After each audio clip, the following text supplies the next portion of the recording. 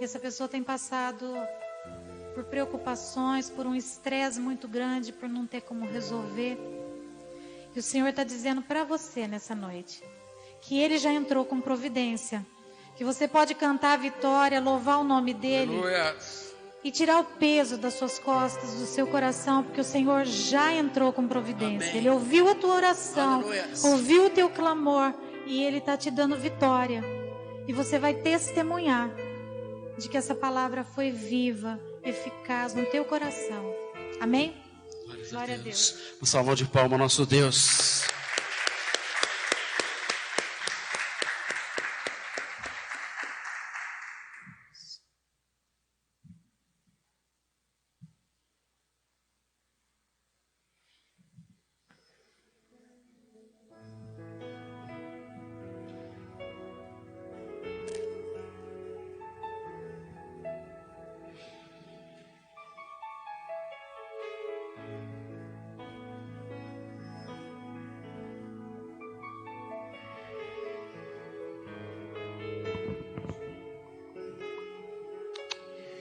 Paz do Senhor, irmãos. Deus abençoe a todos.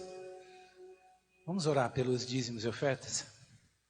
Senhor Deus, louvamos o Teu nome, Senhor, porque o Senhor é o Deus que cuida das nossas vidas sempre, em todos os momentos.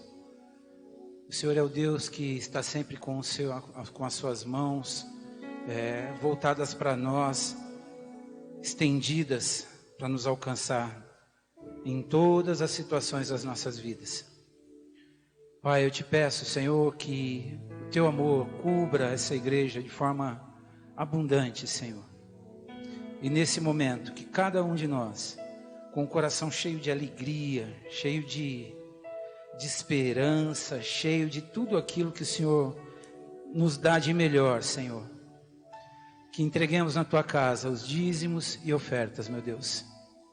Eu sei, meu Pai, que há muitos irmãos e muitas pessoas próximas a nós, conhecidos, familiares, que passam por momentos de dificuldades no que diz respeito a emprego, a renda. Mas eu sei que o Senhor é o Deus que pode abrir portas.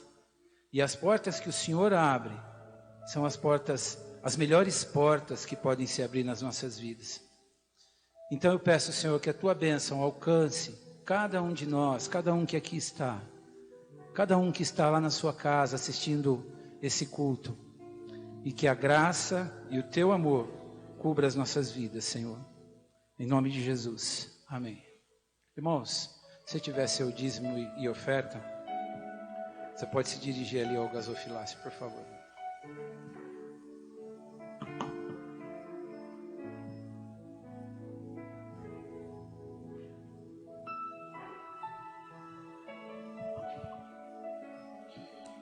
Amém, glória a Deus. Tudo bem, irmãos? É bom estar aqui com vocês mais uma vez. É muito bom estarmos na casa do Senhor, louvando a Deus e adorando o nome dEle. E de forma muito especial, mais especial ainda, estar com vocês. E também com aqueles que nos assistem lá de casa, que não puderam estar presentes, mas que nos acompanham pelo Facebook. Então, venha adorar a Deus, vamos ouvir a palavra de Deus nesse momento.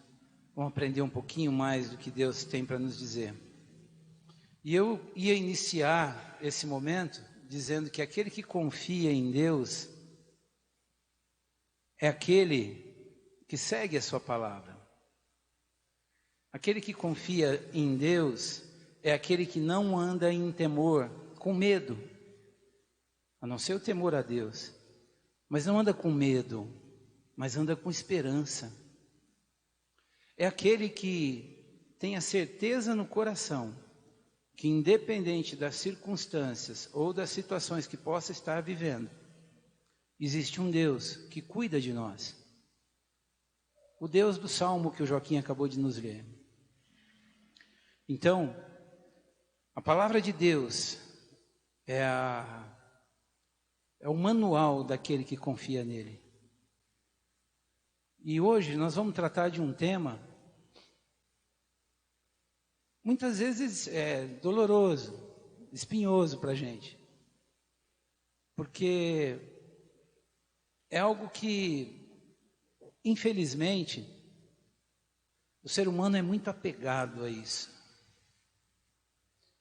E isso causa muitos problemas nas nossas vidas. Eu queria primeiro ler com vocês o texto que está lá em Mateus 7, de 1 a 5.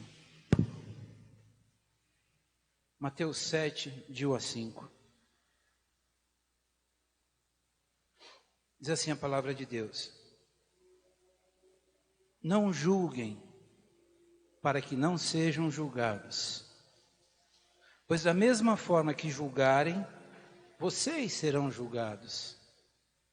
E a medida que usarem, também será usada para medir vocês. Por que você repara no cisco que está no olho do teu irmão, e não se dá conta da viga que está em seu próprio olho? Como você pode dizer ao seu irmão: deixe-me tirar o cisco do seu olho, quando há uma viga no seu?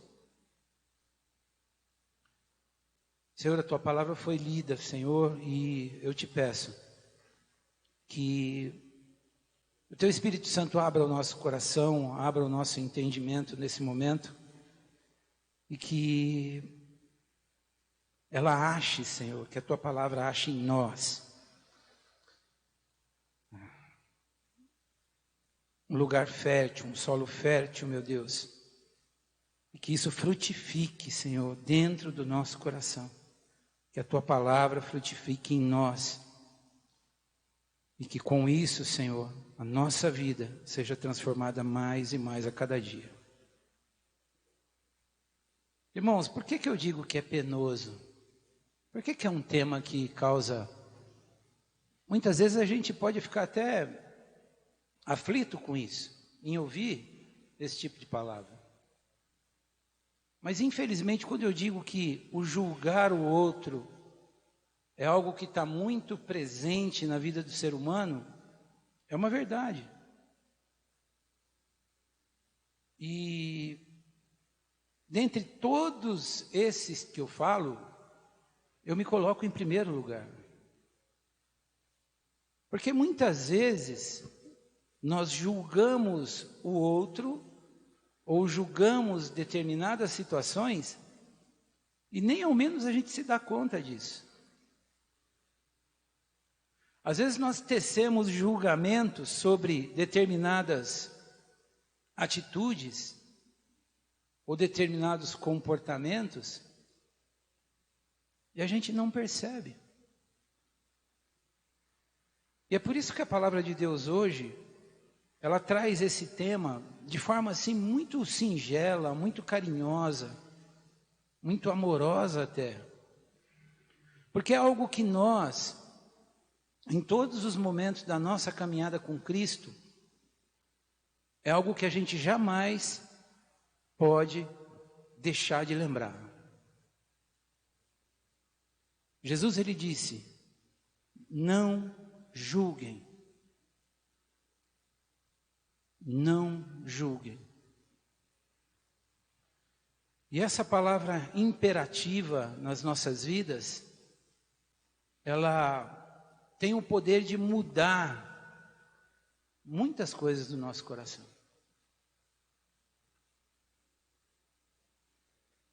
Nós julgamos o tempo todo. Julga-se comportamento, julga-se caráter, julgamos falas, atitudes, julgamos roupas, nós julgamos inclinações políticas, por exemplo, ainda mais nesses dias. Nós julgamos relações familiares, julgamos relações pessoais, julgamos tudo. Se eu me deparo, por exemplo, com alguma coisa fora do padrão, isso pode ser um start para eu tecer um julgamento.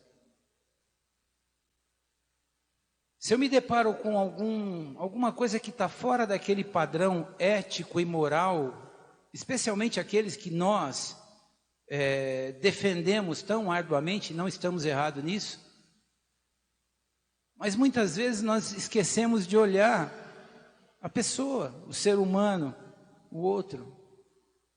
Nós tendemos a julgar só a ação, e a gente esquece de olhar o ser, o Filho de Deus. E aí, a gente erra. A gente costuma rotular as pessoas. Rotula, vários rótulos. E a gente começa então a emitir uma coisa que eu muitas vezes, estudando isso e preparando essa palavra, eu me deparei com isso. E eu, honestamente, irmãos, às vezes até me sinto envergonhado por isso. A gente usa uma expressão que a gente chama de juízo de valor. Vocês já ouviram isso, claro.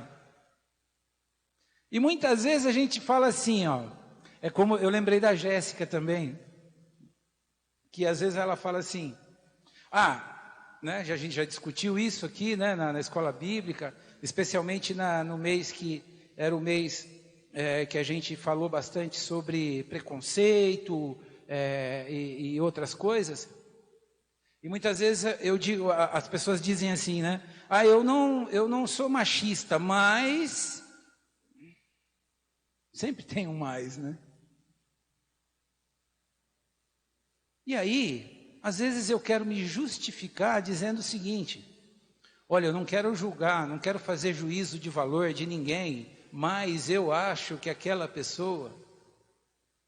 A gente faz isso.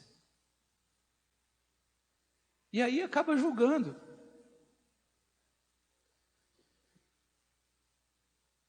Como se nós tivéssemos a capacidade de fazer o papel de Deus. Porque Ele é o único com capacidade para julgar. Mas ninguém. Porque Deus é justo. Nós não encontramos nele imparcialidade. Nós não encontramos nele erro. Deus é justo. Então nós não temos essa capacidade de julgamento. Não podemos fazer isso.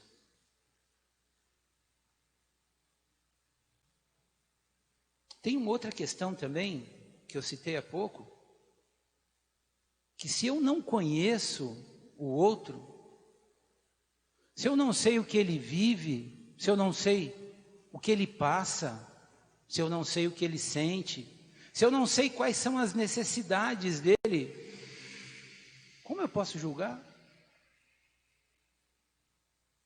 Eu consigo ver a casca por fora. Eu consigo ver a aparência. Mas eu não consigo ver o coração. E aí, eu acabo tirando conclusões sobre isso, aquilo e aquilo outro. Bom, então, nós seguimos julgando e julgando. Eu até coloquei como tema dessa pregação o seguinte: julgo, logo vivo. Seria cômico se não fosse trágico, né?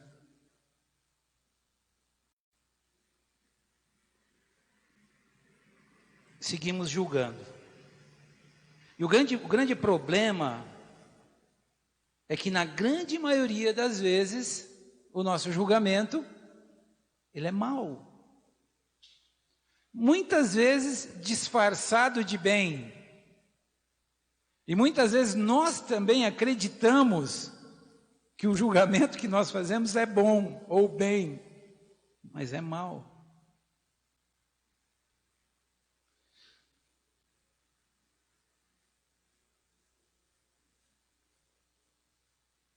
Lembrando aqui que o mal é ao contrário do que é bom, aquilo que é reprovável, que causa dano a si mesmo, ou a mim mesmo, e ao próximo. Esse comportamento julgador, ele muitas vezes fica restrito aos pensamentos. Às vezes eu não verbalizo, mas eu penso. Eu julgo aqui dentro, da minha mente.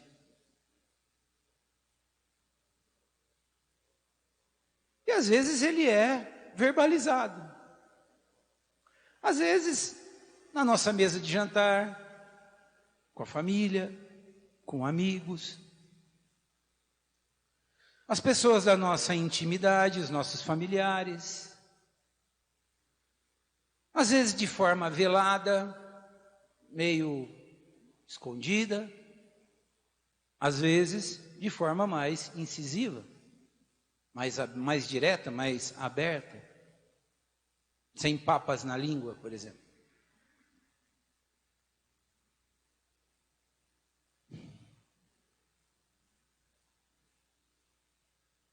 Aí a gente começa a entrar num campo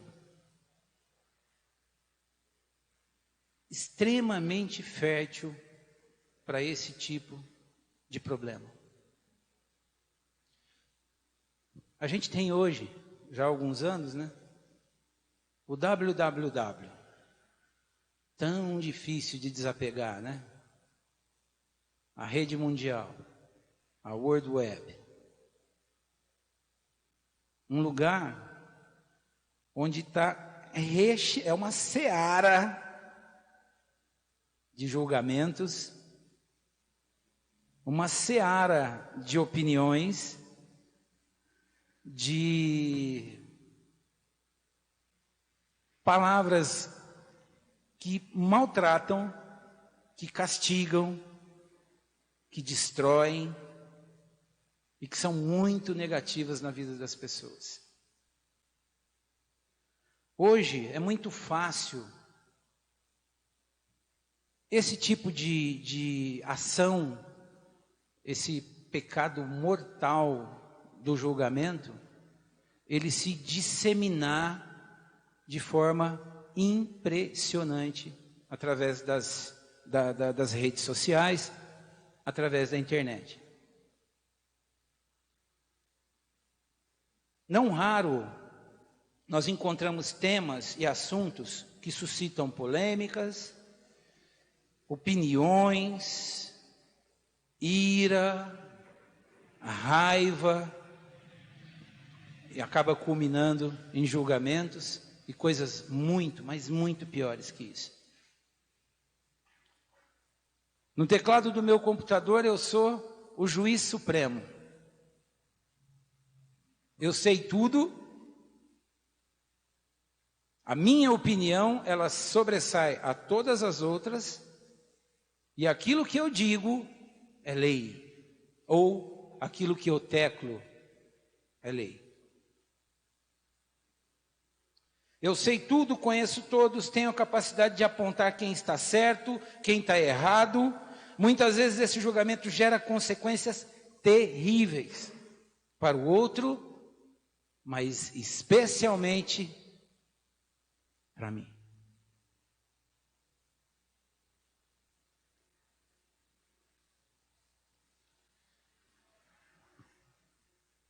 Eu peguei aqui 2 exemplos, assim, bem coisa rápida que eu me lembrei, mas se você for pesquisar, você vai achar uma infinidade de histórias reais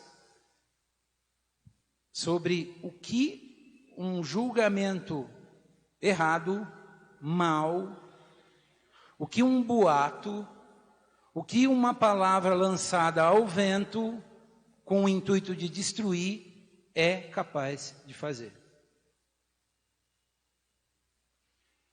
Eu não sei se vocês se recordam, em 1994, em São Paulo, Tinha uma escola de educação infantil chamada Escola Base. Não sei se vocês se lembram disso. 94 faz tempo já, né? Brasil tetracampeão. Infelizmente a morte de Ayrton Senna. Mas aquele ano foi terrível, em especial para algumas pessoas que eu sequer conheço, que eu não sei quem são. Essa escola base, os proprietários, algumas professoras, alguns funcionários, alguém de lá, não sei dizer quem, eles foram acusados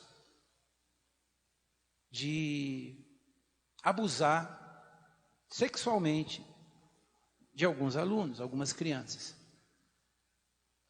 Essa história surgiu quando duas mães fizeram um boletim de ocorrência, porque havia, prestem atenção, amigos, irmãos, havia uma suspeita de que os filhos de 4 e 5 anos sofriam abusos sexuais.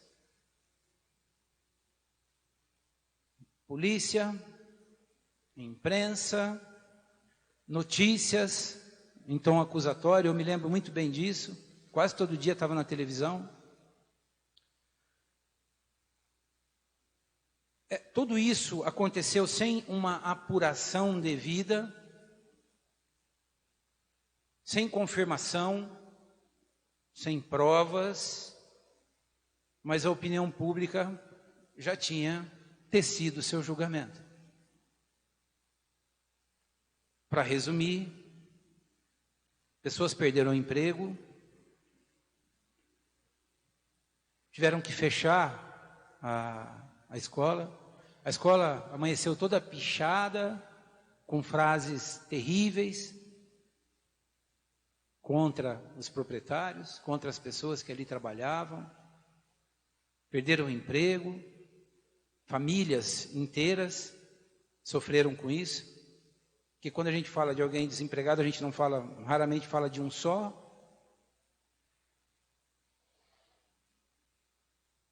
Reputações arruinadas, algo difícil de reconstruir, não? Vidas destruídas. Passado algum tempo, claro, houve uma investigação. Essas pessoas foram inocentadas, todas as que foram acusadas, foram inocentadas, não haviam provas contra elas. Tanto que foram até indenizadas pelo Estado, por conta de tudo que aconteceu. Em maio de 2014, uma outra história terrível. Alguém começou a disseminar na internet que uma mulher na cidade de Guarujá, ela era uma bruxa e ela raptava crianças para fazer mal para elas. Saíram com um retrato falado dessa mulher e em Guarujá, no Guarujá, havia uma mulher que era muito parecida com esse retrato falado. Uma mulher conhecida na vizinhança, todos conheciam, uma pessoa de bem, não havia nada que provasse qualquer coisa contra ela. Mãe, 2 crianças pequenas, casada, tinha marido, vida normal, mas ela foi confundida com essa pessoa.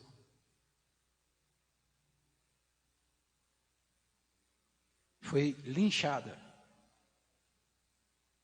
em praça pública por conta de um boato, de um julgamento. Irmãos, isso não é ficção. Infelizmente, isso é realidade, é vida real.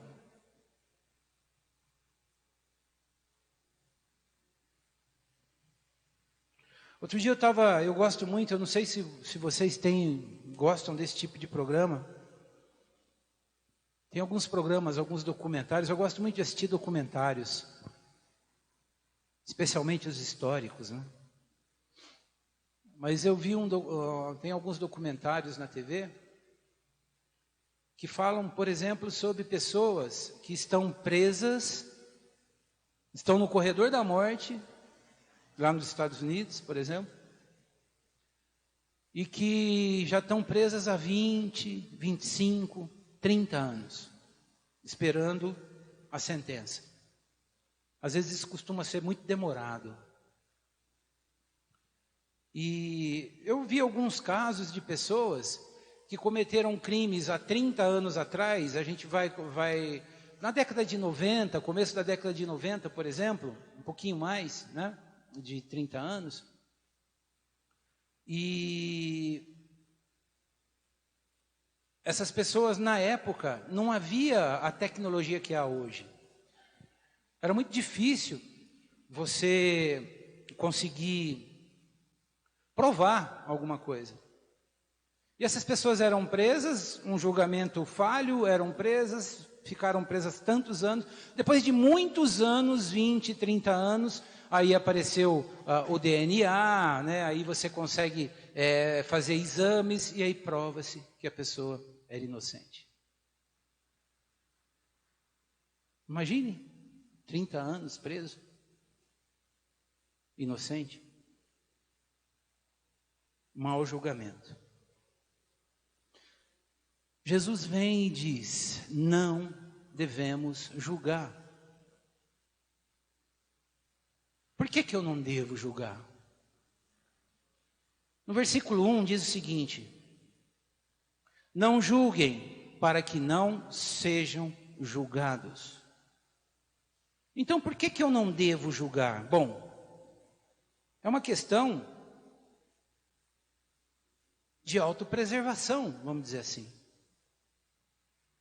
Eu não posso julgar porque eu não quero ser julgado. Mais uma vez, o único que julga é Deus. Então, Jesus disse para que não julguemos. Em obediência à palavra de Deus, não vamos julgar. Nós temos esse ímpeto, essa natureza de julgar o outro como se fossem superiores. E esquecemos que todos pecaram e carecem da glória de Deus.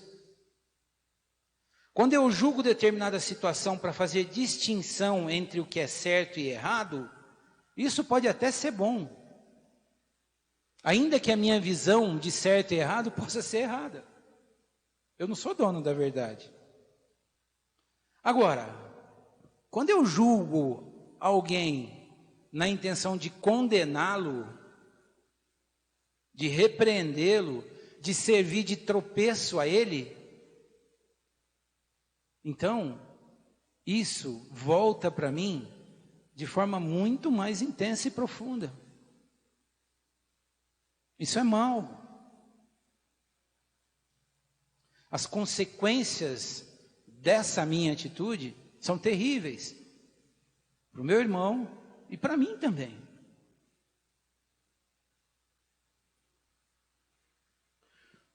Por que eu não devo julgar?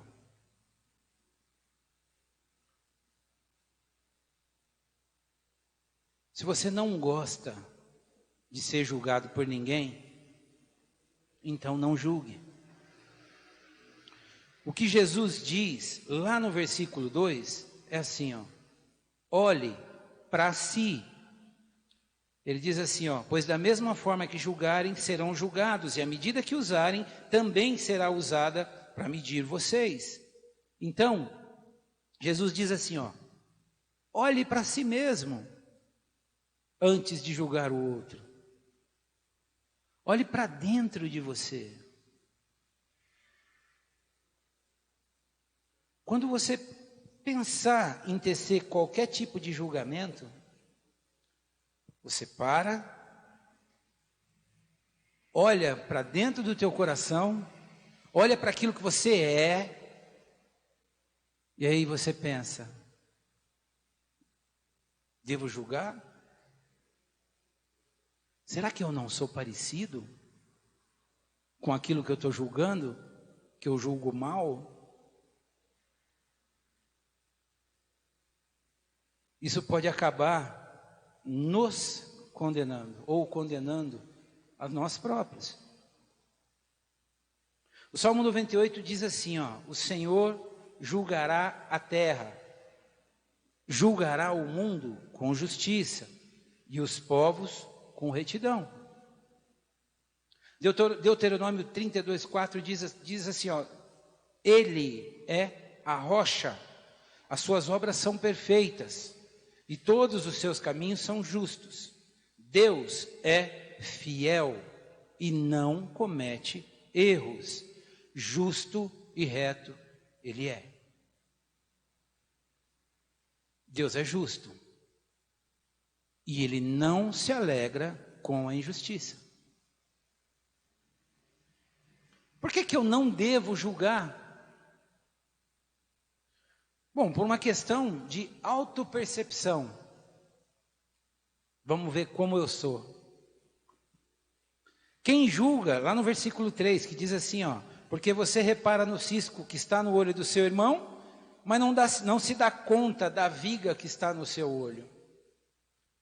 Quem julga não consegue enxergar a si próprio, e aquilo que atribui como pecado ou escândalo no outro, pode estar em mim, na maioria das vezes está. Então, aquilo que eu enxergo e que eu quero julgar no outro, pode fazer parte de mim. Pode estar presente em mim. Então, eu preciso olhar novamente para dentro de mim, dentro do meu coração, e antes de qualquer julgamento, eu tenho que perguntar: será que eu sou assim, como ele? Os defeitos que eu vejo no meu irmão, a grande probabilidade de que sejam os seus defeitos. Por que eu não devo julgar? Por uma questão de amor e solidariedade. Simples assim. Lá no versículo 4 e 5 diz assim, como pode você dizer ao seu irmão, deixe-me tirar o cisco do seu olho quando há uma viga no seu? Hipócrita, tire primeiro a viga do seu olho, e então você verá claramente para tirar o cisco do olho do seu irmão. Se você verdadeiramente quer ajudar um irmão ou uma pessoa, antes de tudo, precisa enxergar-se.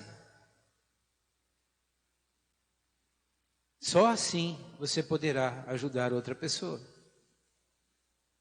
Quando eu reconheço que as traves estão no meu olho,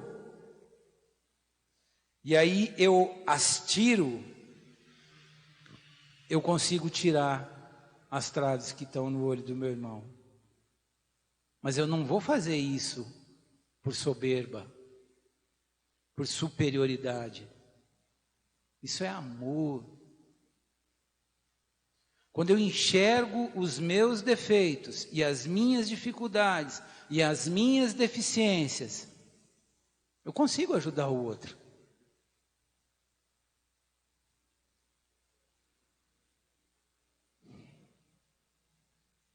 Sabe por quê? Porque eu vou aprender a olhar para a dificuldade dele e não enxergar naquilo escândalo, vergonha.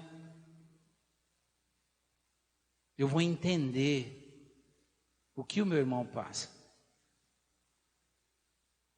Eu vou entender qual é o problema que ele, talvez não, claro, na profundidade, mas eu vou começar a desenvolver até mesmo o meu discernimento das coisas. As minhas próprias experiências, tudo aquilo que eu passei, tudo aquilo que eu vivi, eu vou conseguir dispensar isso para as outras pessoas com amor. Não para engrandecimento próprio. Não. Mas com um objetivo único de desenvolver tudo aquilo que Deus me ensina dia a dia. Tudo aquilo que Jesus deixou escrito. As palavras que foram escritas que Jesus disse. Tudo aquilo que Ele nos ensinou. Aí sim eu vou conseguir oferecer todo esse amor que Cristo me dá, eu vou conseguir oferecer para o outro.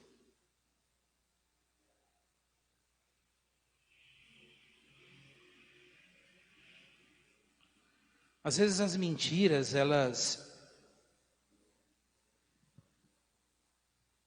ou os julgamentos, ou os boatos, elas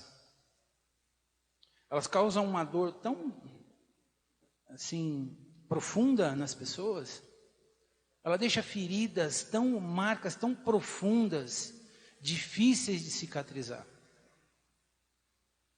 Me lembrei de um outro caso aqui, que é um caso bem conhecido, esse um pouco mais histórico, né?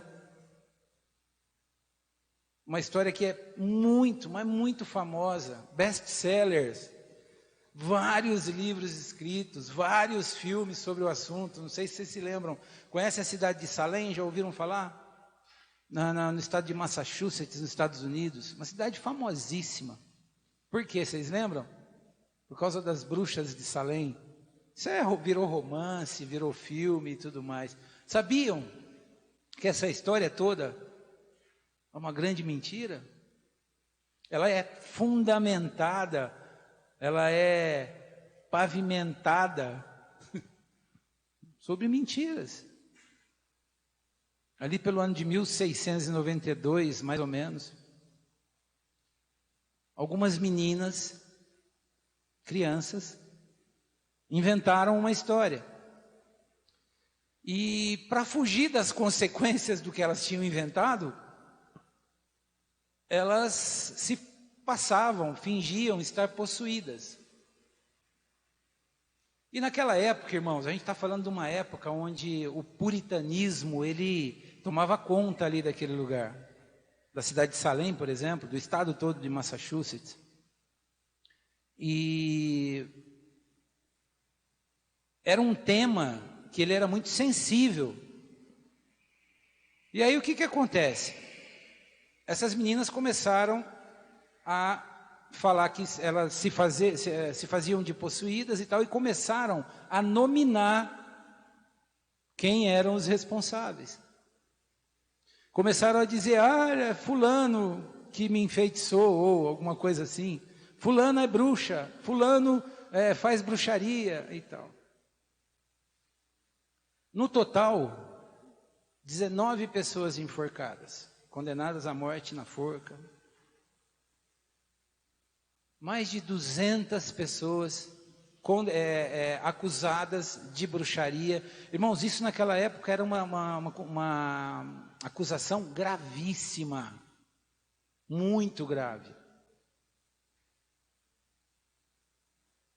Virou romance, virou filme, uma história que tem como alicerce uma brincadeira, uma mentira. E muitas outras. Eu tenho me policiado muito, por exemplo, com aquilo que eu não sou muito de Facebook, essas coisas também, mas às vezes eu dou meus pitacos lá, né? E eu tenho me policiado muito com isso. Eu, por exemplo, sou um crítico feroz a algumas questões políticas, por exemplo. Eu já fui muito mais, né? Claro, já fui um crítico voraz também, por exemplo, do judiciário, de algumas coisas que acontecem. Mas será que eu tenho capacidade para julgar situações ao ponto de postar algumas coisas que normalmente a gente posta, a gente tem informações pela mídia. Normalmente eu pego uma notícia lá, opa, isso aqui, vamos postar, né? Porque isso aqui é importante. Será que é verdade?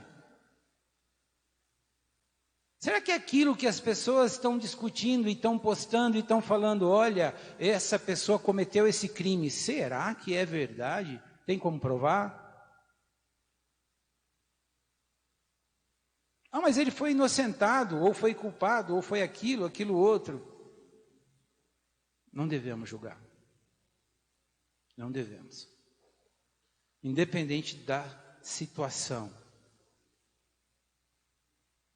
Nós devemos guardar isso para nós. Para que a gente não cometa o erro de achar que pode, que tem essa capacidade, que é superior e erre. E junte, infelizmente, acabe juntando maldições para nós mesmos.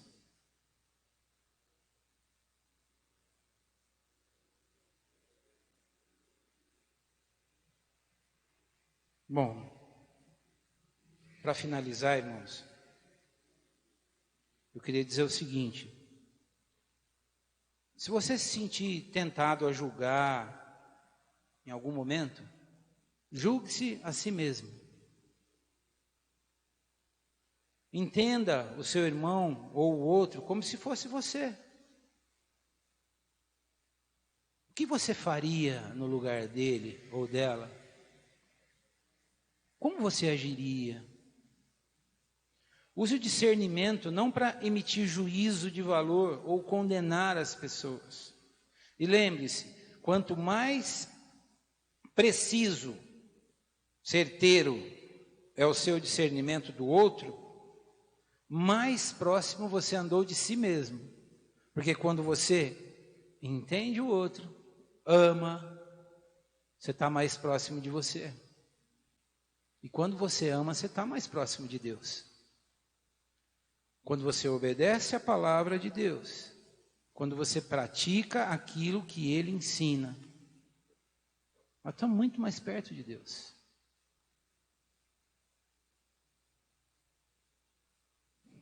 Julgue-se a si mesmo. E eu e você, nós estaremos cumprindo com a lei de Cristo, que nós lemos lá no primeiro versículo. Nós lemos lá em Mateus.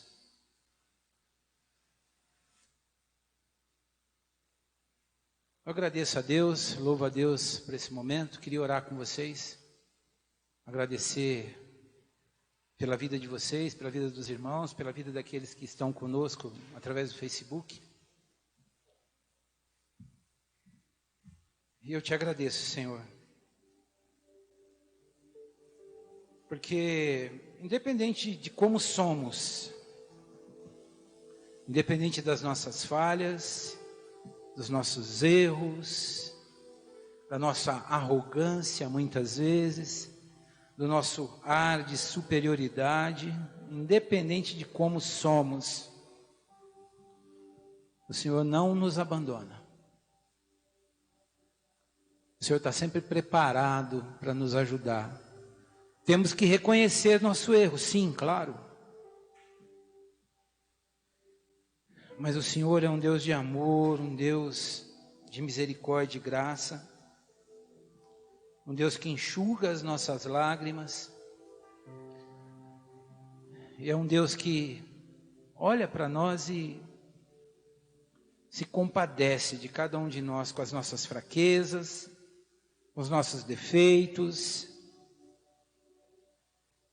O Senhor não nos deixa de lado.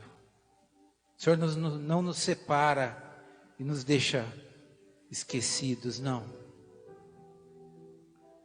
O Senhor é um Deus muito presente, sempre presente na nossa vida. E está sempre ali pronto para nos corrigir, para nos levantar, para nos ajudar, para nos ensinar, para nos mostrar onde é que nós temos que ir, se é para a direita, para a esquerda, se é continuar indo em frente. O Senhor nos mostra o caminho, Senhor. Eu peço, Senhor, que a Tua palavra, ela encha o nosso coração, meu Deus, e que as minhas atitudes, as nossas atitudes, elas se transformem. Que o amor ao outro, ao próximo, ao irmão, a todas as pessoas, seja o que motiva, o que nos leva a viver, sempre tendo Cristo como nosso Senhor, Salvador, Deus Todo-Poderoso nas nossas vidas, Pai. Te agradeço por essa noite, agradeço pela vida de cada um aqui, pela vida daqueles que estão em casa, Senhor, e peço que a Tua bênção, Teu amor e a Tua graça seja sobre todos, Pai, em nome de Jesus, o Teu Filho amado. Amém. Irmãos, Deus abençoe a todos, muito obrigado, e que a glória de Deus transborde a tua vida, tua casa, tua família, e que o nosso coração ele seja transformado a cada dia. Em nome de Jesus. Amém.